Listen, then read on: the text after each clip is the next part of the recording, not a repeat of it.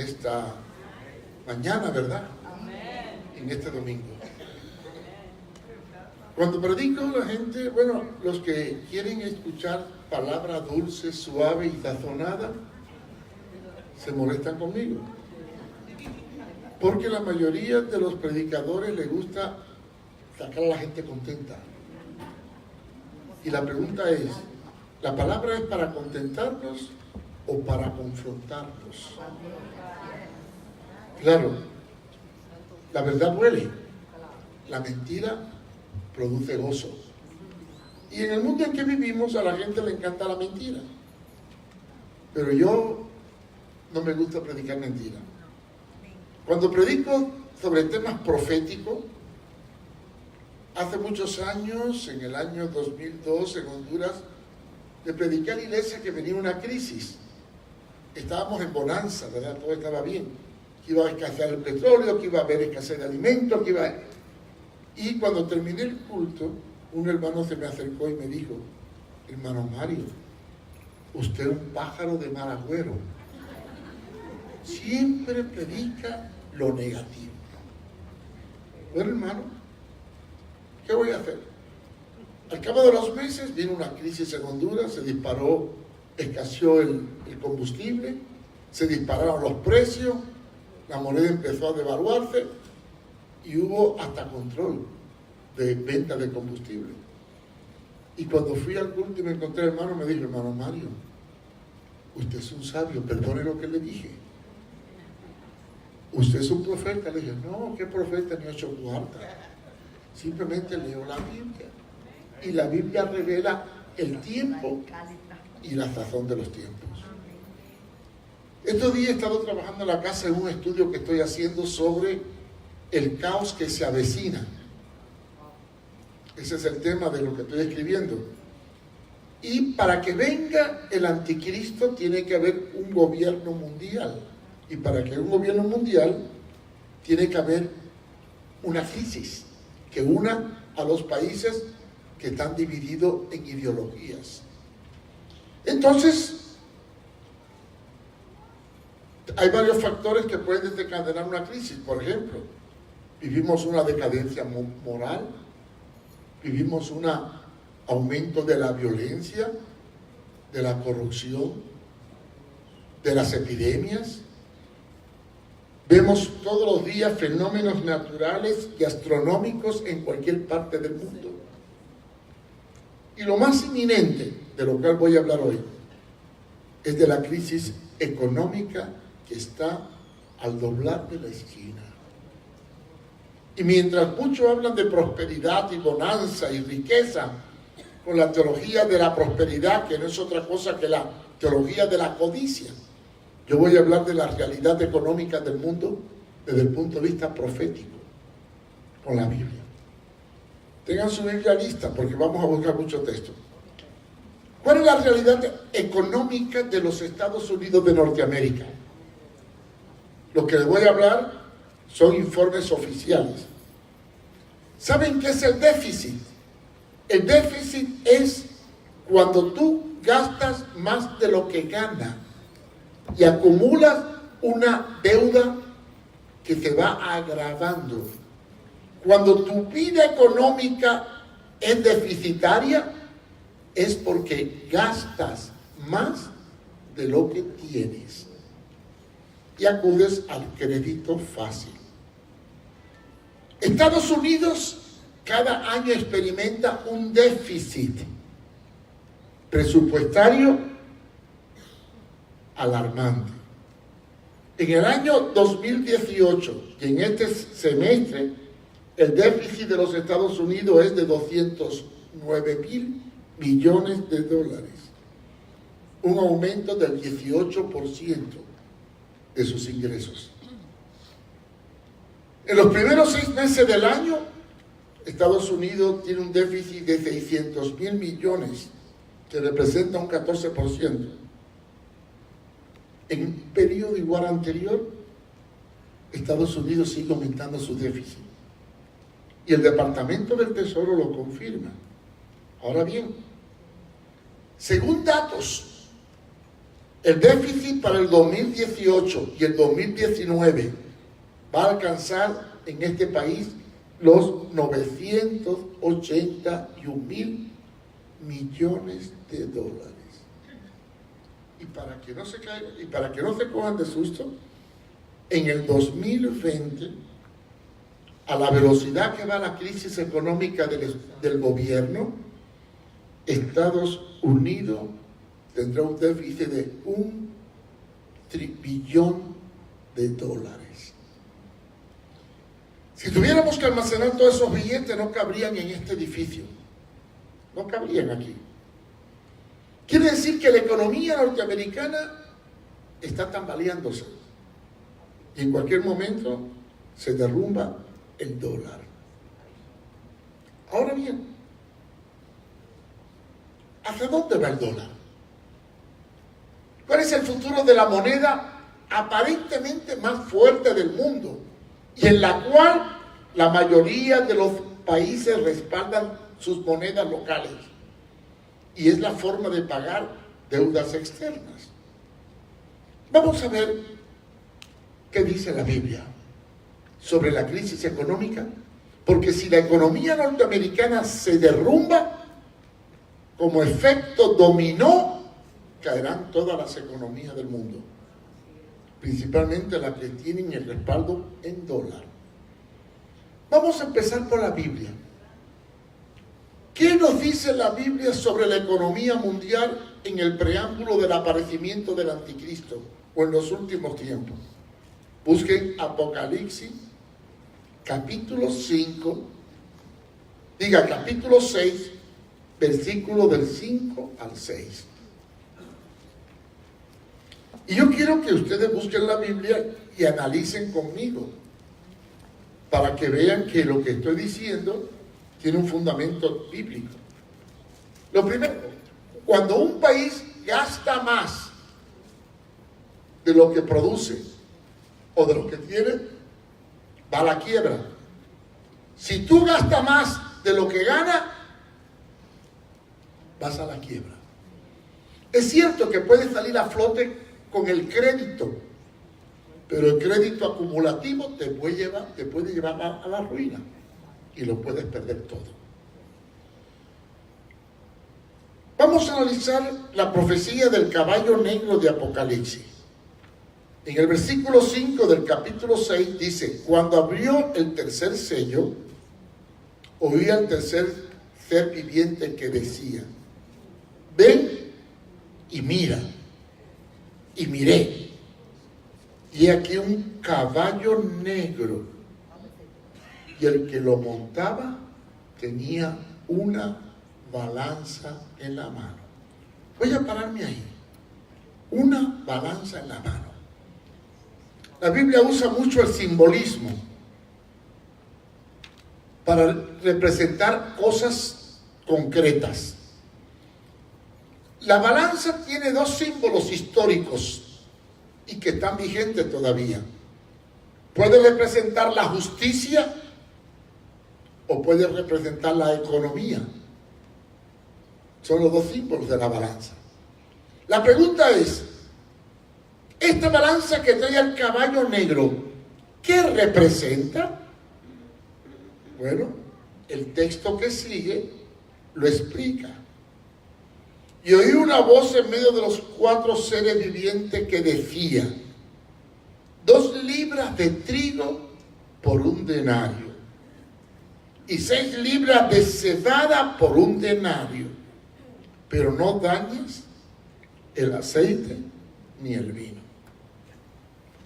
Noten ustedes, 2 libras de trigo por 1 denario, y 6 libras de cebada por 1 denario. Cada región tiene, o sea, su dieta básica. Nosotros los cubanos, como los centroamericanos, bueno, el cubano, además del arroz y frijol, el pan, los centroamericanos, el arroz, el frijol, la tortilla, los mexicanos, el taco.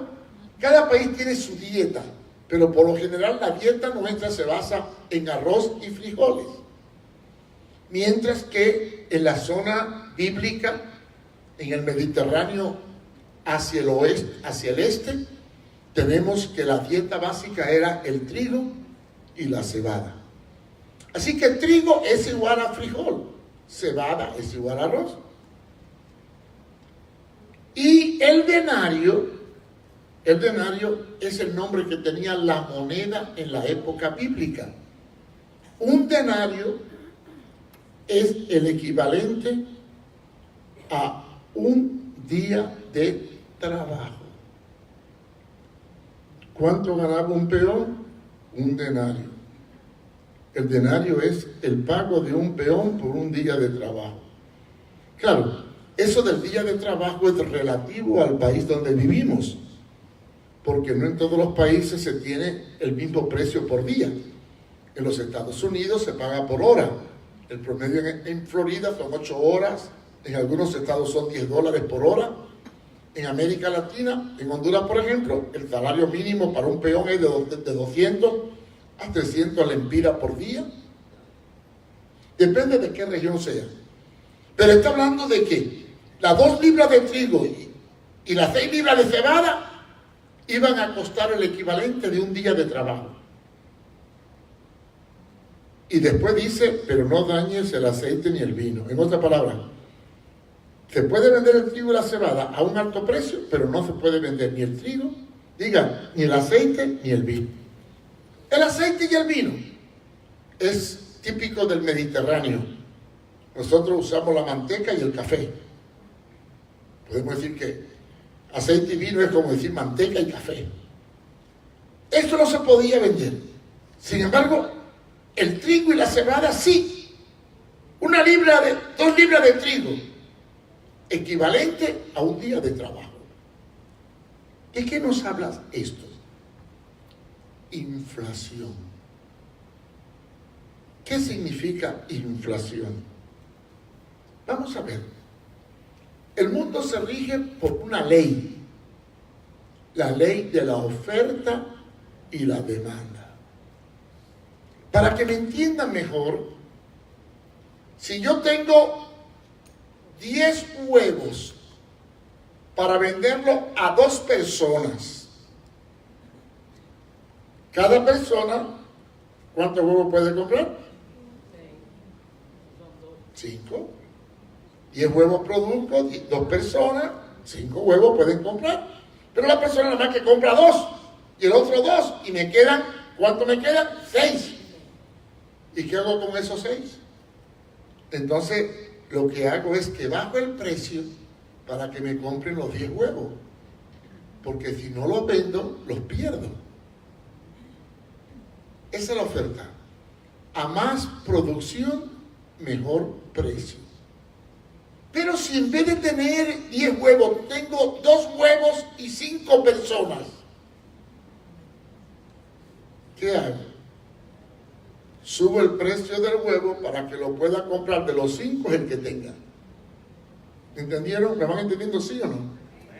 Entonces, cuando algo escasea, el precio sube. Aparece la especulación y la inflación. ¿Por qué sube y baja el combustible en Estados Unidos? Por la oferta y la demanda. Cuanto más combustible se consume y más se desabastecen las gasolineras y la reserva, más sube el precio. Si al producir combustible no se vende todo el que se produce y se empieza a almacenar, se producen pérdidas. ¿Saben lo que es una huelga japonesa? Bueno, una huelga japonesa es contraria a la huelga latinoamericana. La huelga latinoamericana es no trabajamos y nos declaramos en plazo cruzado para detener la economía del país. Y pierde el empresario, pierde el Estado y la gente pierde también porque no puede comprar lo que necesita. La huelga japonesa es al revés. Cuando quiero protestar para que me suban el sueldo, entonces hago una huelga japonesa. Produzco más para colapsar al empresario. No perjudico al país, pero perjudico al productor. Ejemplo. Si yo tengo que pagar 100 carros porque vendo 100 carros, ejemplo, ¿no? y en vez de 100 carros produzco 200 y solo vendo 100, ¿qué hago con los otros 100? Los tengo que almacenar. Al almacenar los tengo que pagar. Aparece depreciación y empiezo a tener pérdida, porque no puedo sacar al mercado todo lo que produzco. Entonces, cuando no puedo sacar todo lo que produzco, tengo que bajar los precios. Y entonces tengo pérdidas como empresario. La inflación no es otra cosa que la devaluación del dinero o el aumento de los precios. ¿Cómo resolvemos una escasez? ¿De qué está hablando aquí Apocalipsis? Que va a haber tanta escasez de algunos productos que los precios se van a disparar. Y cuando los precios se disparan, muchas personas no pueden acceder a lo necesario para vivir. Y aparece lo que Jesucristo anunció en Mateo 24:7, que dice, y habrá hambre. Hambre. También aparece en Apocalipsis 6:7, un poquito más abajo, habla del hambre junto con pestes y guerras. Si caemos en una crisis económica porque el dinero pierde valor, la producción se pierde, la escasez aparece, ¿qué podemos hacer? Solamente hay una solución a la escasez y a la inflación: control de compra y venta. Y los cubanos que vivieron en Cuba durante el régimen de Castro saben lo que es racionamiento. ¿Cuántos saben qué es racionamiento? Levanten la mano. Mándale alguna cartilla de racionamiento. ¿Por qué se pone una cartilla de racionamiento? Porque no tiene lo suficiente el país para poder cubrir la demanda del pueblo. ¿Y por qué no cubre la demanda? Varios factores: falta de producción o pérdidas del valor adquisitivo. ¿Qué determina la oferta y la demanda? El PIB. PIB. Producto Interior Bruto. ¿Qué tiene el Producto Interior Bruto? Bueno, ¿con qué respaldo yo lo que compro? Con lo que gano. ¿Sí o no? Si yo gano $1,000, puedo gastar $1,000. Pero si gano $500, no puedo gastar $1,000. Entonces, ¿de dónde voy a sacar los 500, los $1,000? Del trabajo, de algo que produzco. Ustedes trabajan, ganan un sueldo y sobre ese sueldo mantienen su estatus de vida. Pero hablemos de un país. ¿Con qué respalda los países su moneda? Con el PIB, Producto Interior Bruto, o sea, lo que el país produce. ¿Qué produce el país? Arroz, café, tabaco, petróleo, oro, plata, hierro. Esa producción del país es la que respalda la moneda. Quiere decir que cuando un país produce, esa producción se representa en un recurso, porque al venderlo recibe dinero. Ese dinero respalda el suyo. ¿Cuál es la moneda que respalda a todos los países en compra y venta? El dólar. ¿Cómo se paga el petróleo? En dólar. Entonces, ¿qué ocurriría si el dólar se desploma y los países latinoamericanos se respaldan del dólar?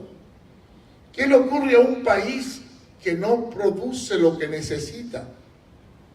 Como Venezuela, por ejemplo. Oye, el bolívar venezolano llegó a alcanzar que una persona, usted se va con $10 y se hacía millonario. Así que cuando quiera ser millonario, váyase a Venezuela con $100. Sí, ahora le tengo que quitar 6 ceros al billete. Pero no es quitar cero lo que resuelve el problema de la inflación. Es producir, respaldar con algo el valor de esa moneda. ¿Con qué se respalda una moneda? ¿Con el dólar o con el oro o el petróleo? Ahora vamos a hablar de Estados Unidos. ¿Cuál es el respaldo del dólar? El oro. Pero ya el oro está agotado. Ahora se respalda con el petróleo. El petróleo es el que respalda la moneda y la producción agrícola del país. Cuando un país produce y vende, adquiere divisas, respaldo para fortalecer su moneda. Pero cuando la moneda se imprime sin producir, cuando Estados Unidos imprime billetes sin tener respaldo de petróleo ni de recursos propios, esos billetes que se imprimen, porque imprimir es fácil, pero respaldar el valor es difícil. No es imprimir dólares para resolver una crisis, es producir y mantener un control de producción sobre la impresión. ¿Por qué Venezuela está en crisis? Porque como tienen déficit de producción, resuelven el problema imprimiendo billetes. Y llega un momento en que el billete no vale nada. Porque al fin y al cabo, ¿qué es un billete? Un papel especial con el cual se representa algo que tú puedes adquirir. Vamos a ir a otro texto. ¿Cómo resolver una crisis financiera aguda de escasez y de inflación? Solo hay una fórmula. No conozco ninguna otra, ni los economistas conocen ninguna otra. Cuando hay más dinero que producto y escasea los recursos básicos para la vida, la única solución es el control de compra y venta. El control de compra y venta. Vamos a Apocalipsis capítulo 13, versículos 17 y 18. Apocalipsis 13, 17 y 18.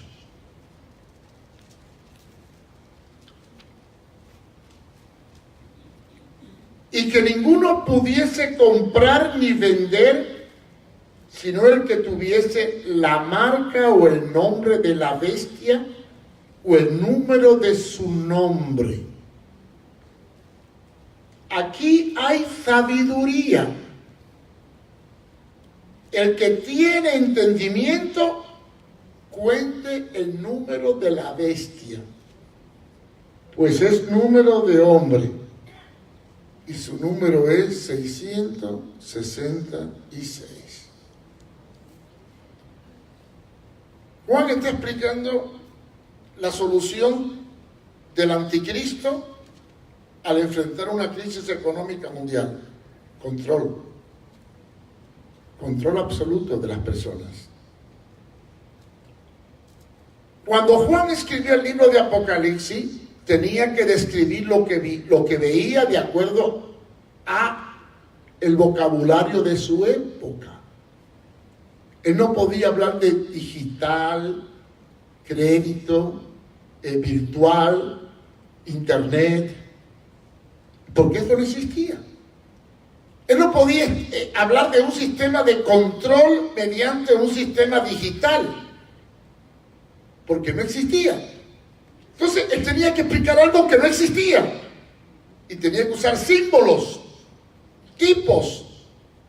Tuvo que usar la imaginación de su época, de acuerdo al vocabulario de su época. Y usó un número, el número de la bestia, representado por 666, que es una marca. Y habla que podía ser en la frente o en la mano. Está hablando de un simbolismo, de un método de control en base a un sistema numérico. Punto. El sistema numérico está basado en 666, dígito de 18, divisible por 3. Y es número de hombre. Aquí se va ya la tipología bíblica. Dios hizo al hombre en el 6º día. Por eso dice que es número de hombre. Porque mientras el 6º día representa al hombre, el 7º representa a Dios. Entonces usa un tipo de definición ambigua en el sentido de su época para describir un método numérico de control sobre las personas, para poder detener una crisis financiera que lleva a un control absoluto de las personas. Hace 20 años atrás esto era imposible. Hoy en día es tan posible como que estamos aquí sentados. El sistema GPS y el sistema de dinero virtual y el sistema de la clave numérica del NIF, número de identificación fiscal que se está estableciendo en el mundo, hace que todas las personas estén bajo el control del gobierno o de los gobiernos. Y como estamos en una globalización, la palabra globalizar es unificar todos los métodos a un eje mundial, estamos listos para que este sistema se pueda implantar de forma fácil y sencilla. ¿Qué origina la escasez? ¿Por qué viene una gran hambruna? Ya hay una gran hambruna. ¿Por qué viene la devaluación? ¿Por qué viene la caída del dólar? ¿Por qué? Porque las guerras, el clima y las sequías destruirán gran parte de la producción mundial. Y nosotros no vivimos de comiendo celular ni televisores. Vivimos de la tierra, del mar y de los animales. El hambre no se ha detenido. La población mundial crece y el hambre crece más rápido que la población mundial. Les voy a dar unas cifras sacadas de Internet y de las Naciones Unidas. En el año 2017, en el mundo hay 815,000 millones de personas que sufren de deficiencia alimentaria. No tienen para comer normalmente. Cada día mueren 15,000 niños por falta de alimentos. Y se cree que para el año 2020 el 20% de la población mundial padezca de hambruna. 1 de cada 9 habitantes del planeta tienen hambre. 1 de cada 9 habitantes del planeta tienen hambre. Y la cifra es que esto va en aumento. ¿A qué se debe este panorama? Simplemente el cuadro profético. ¿Qué ocurrirá cuando el dólar se venga abajo?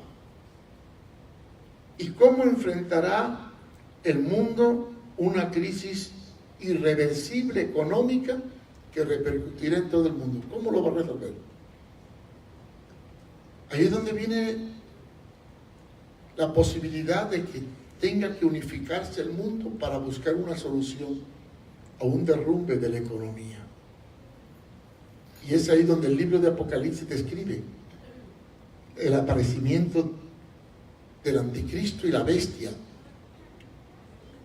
La Biblia habla de una trinidad diabólica manifestada en 3 personas: el anticristo, el falso profeta y la bestia. El anticristo, el cerebro mundial, el Maitreya de las religiones.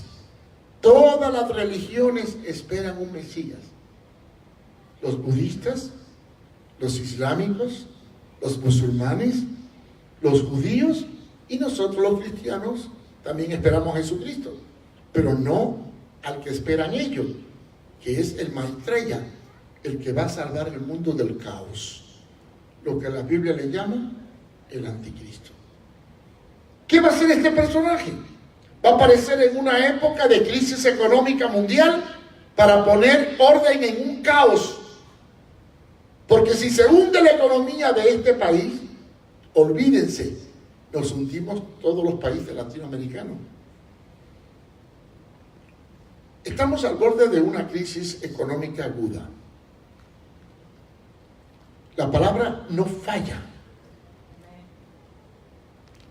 No podemos apoyar nuestra confianza en el dinero.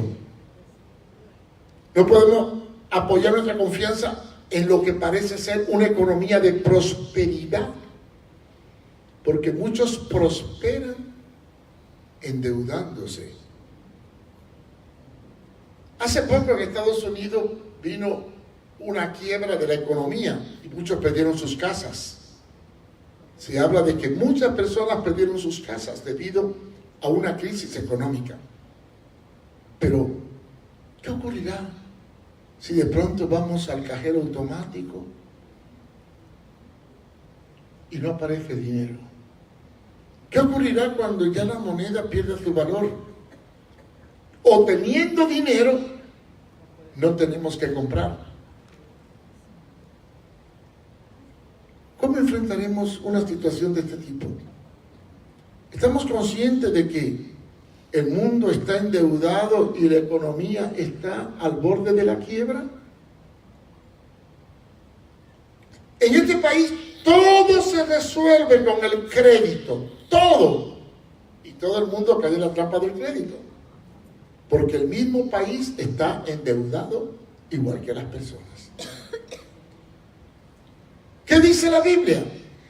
Algo tremendo tiene que ocurrir para que se manifieste el anticristo.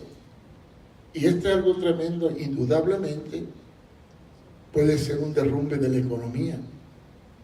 Aunque pueden haber otros colaterales. Un fenómeno climático, como el que estamos viviendo últimamente.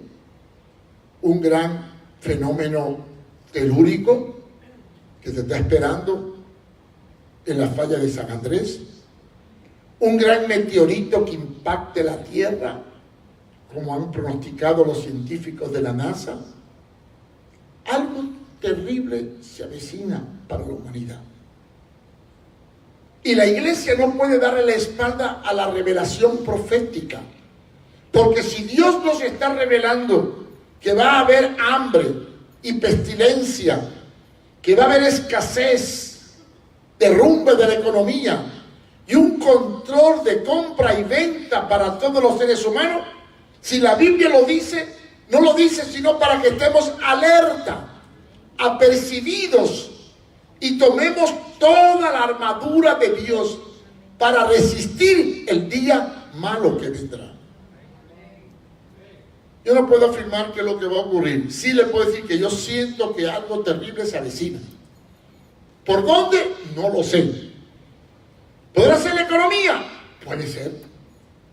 ¿Podrá ser un gran terremoto? Puede ser. ¿Un meteorito? Puede ser. Algo va a ocurrir que va a llevar a que todas las naciones se unan para poner orden en el caos. Y cuando esto acontezca, ya estamos entrando al reinado del anticristo. ¿Y la iglesia qué? Bueno, la iglesia va a ser perseguida. Los verdaderos cristianos van a sufrir y tienen que estar preparados. Porque como les dije yo una vez que les prediqué, Dios va a pagar con tribulación a los que los atribulan. Y el Señor vendrá por los suyos. Y no podemos apoyarnos en la confianza de la economía. Ni podemos tener nuestra esperanza en el dinero, ni en el poder económico.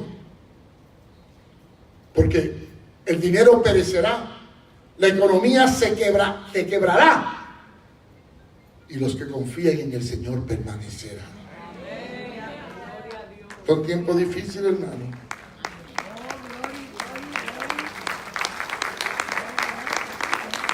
Quizás aquí te aplicaría: no hagáis tesoros en la tierra, trata de salir de las deudas, vivir lo más solvente posible, hacer provisión para la época de escasez y no confiar en el poder del dinero.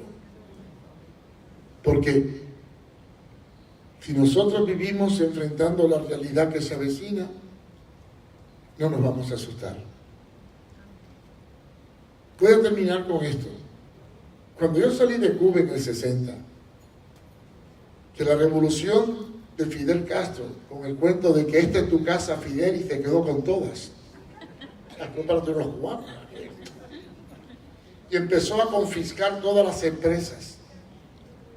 Los dueños de empresas, la gente rica y pobre. Rica, de pronto se vieron pobres en esta nación. Y yo me acuerdo que en aquel entonces, varias personas que eran muy ricos en Cuba, tenían ingenios, empresas, lo perdieron todo. Algunos llegaron a Miami y a verse la miseria, se suicidaron. Y otros murieron del corazón. Apoyarnos en la confianza del bienestar y del dinero es lo más engañoso que hay. Saber que el Señor cuidará de nosotros en medio de la situación y que no es justo desamparado ni su simiente que mendigue pan, es la esperanza que nos debe alentar.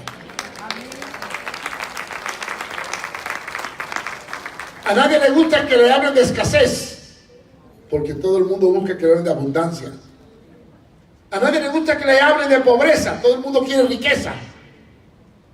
A nadie le gusta que le digan la verdad. Pero hermano, la Biblia está ahí. Jesucristo dijo en Mateo 24:7, y habrá hambre, pestes y terremotos en diferentes lugares. Y más abajo dice, y cuando todas estas cosas acontezcan, alzad vuestros ojos, porque la redención está cerca.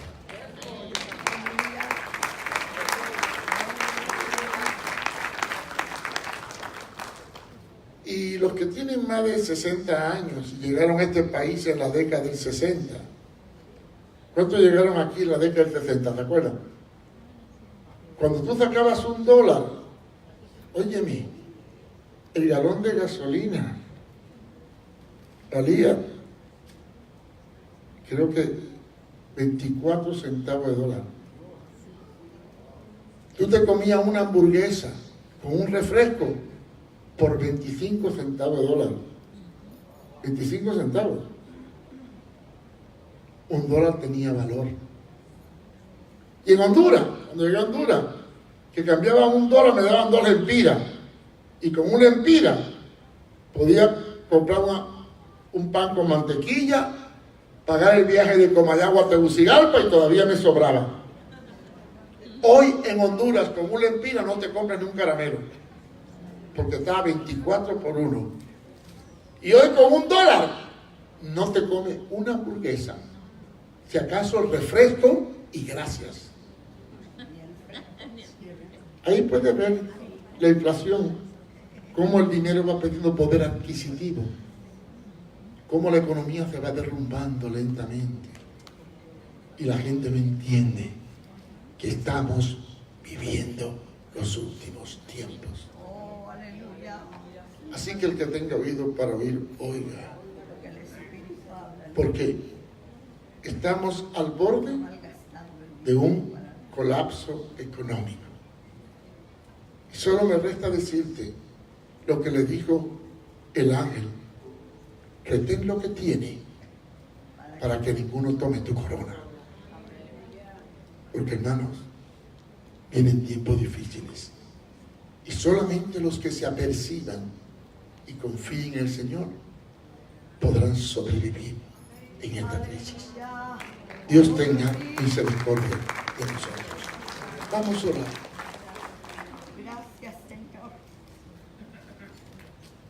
Padre, muchos confían en la economía y en el dinero. Muchos confían en lo que tienen y en lo que pueden. Pero hoy queremos confiar en ti, Señor.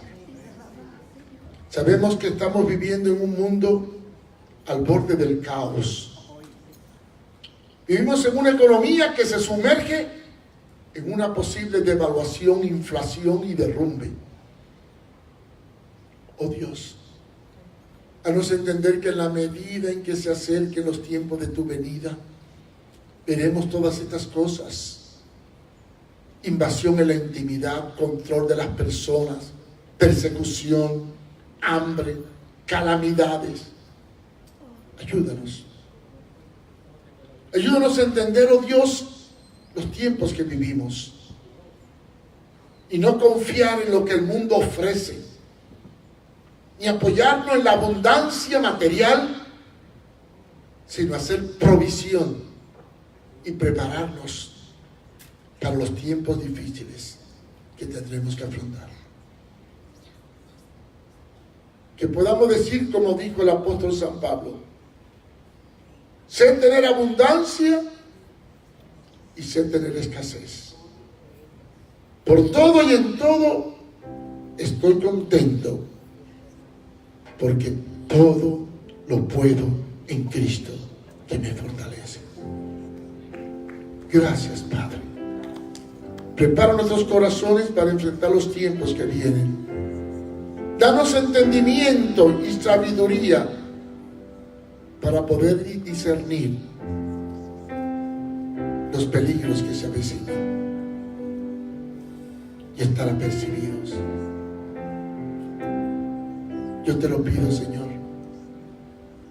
Y si estamos alejados y confiando en las riquezas terrenales y hemos descuidado nuestra vida espiritual porque buscamos más lo material, que en esta mañana podamos rectificar y decir: aquí estoy, Señor.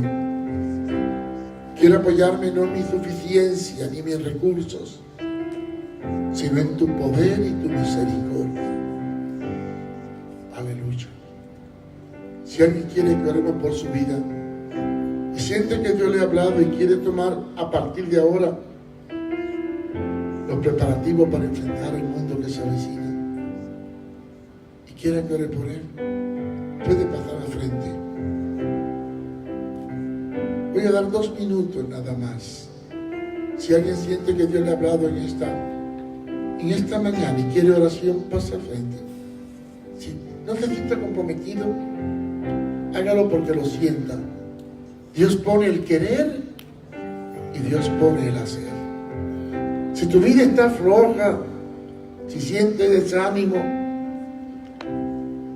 si a lo mejor has descuidado un poco tu comunión con Dios por el afán de este siglo, si te preocupa lo material, si sientes que estás en crisis y desanimado, Cristo está aquí. Él quiere ayudarte. Pasa al frente y oraremos por ti. Abba.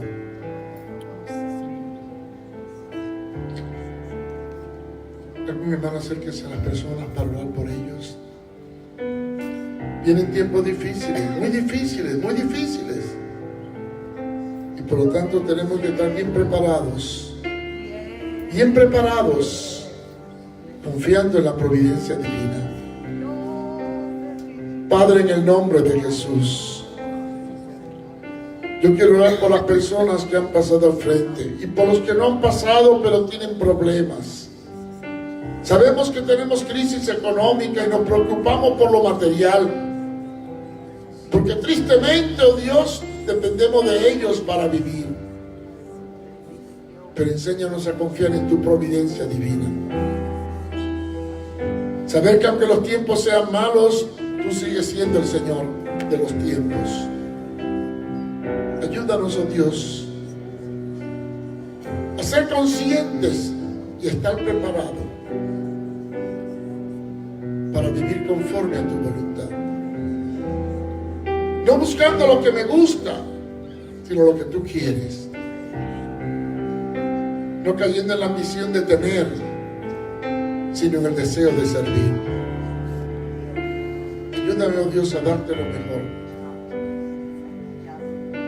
y a vivir consciente de los tiempos en que estamos. Prepáranos para las crisis venideras y danos conciencia de que tú estás a las puertas y te esperamos. Gracias. Gracias, Señor. En el nombre de Jesús. Amén. Dios le bendiga. A la salida voy a tener unos libros. Al que le interese, pues ahí puede adquirir. Gloria a Dios. Pongámonos de pie. Damos gracias a Dios. El pueblo de Dios tiene que estar apercibido. No tenemos que tener temor porque